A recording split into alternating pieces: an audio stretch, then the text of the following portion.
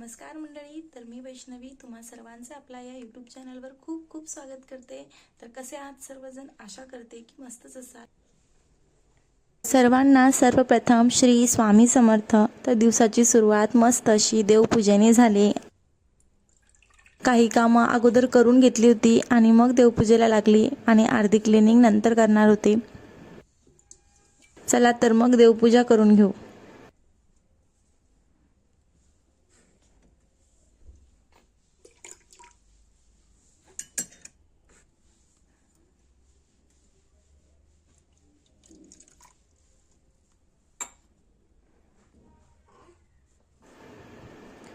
मंगळवार असल्यामुळे तोही श्रावणातला मंगळवार, तर कवड्यांची पंचोपचार पूजा करून घेतली।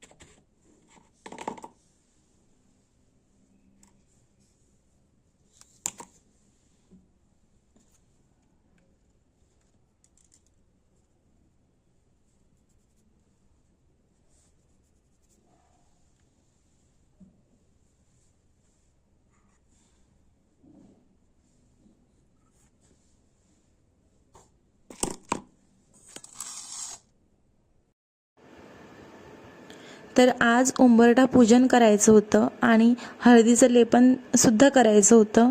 तर उंबरठा स्वच्छ करून घेतला आणि त्यावर हळदीचं लेपन करून घेतलं।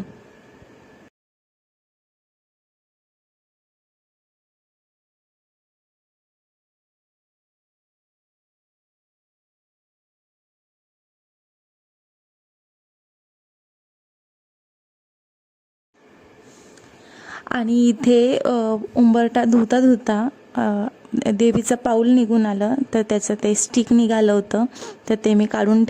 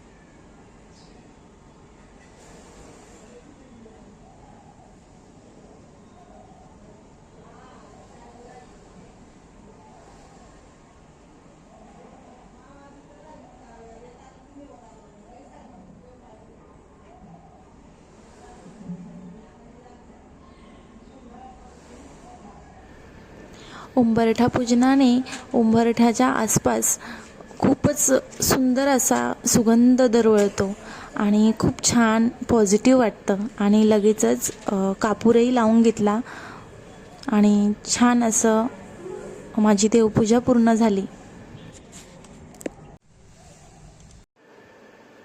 तर मी सकाळी टिफिनला बनवलेली भाजी संपूर्ण संपली होती. तर मला माझ्यासाठी भाजी बनवायची होती, तर झटपट करायची होती. त्यामुळे मला कारल्याची भाजी करावं असं वाटलं. आणि कारले मला उकडून घ्यायचे नव्हते. उकडून भाजी करायला थोडा वेळ लागतो. तर मी भाजी कापून बारीक स्लाइस कापून आणि फक्त फ्राय करून बनवणार होती. आणि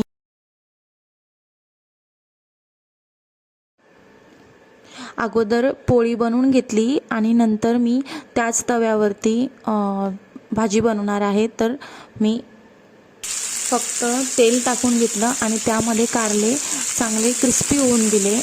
थोडं ब्राऊन कलर येऊ दिला आणि त्याच्यामध्ये मीठ, थोडी नॉर्मल साखर टाकली आणि मी दाण्याची चटणी बनवून ठेवलेली आहे. तीळ, खोबरे, लसूण आणि लाल मिरची आणि शेंगदाणे.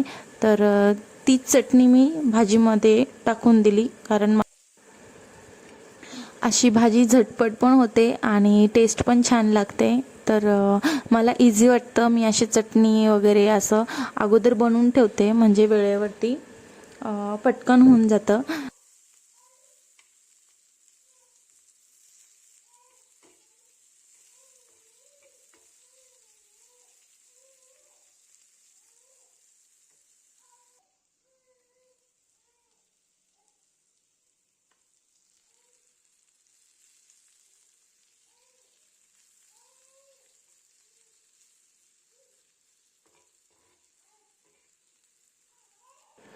तर इथे माझी भाजी झालेली आहे. आणि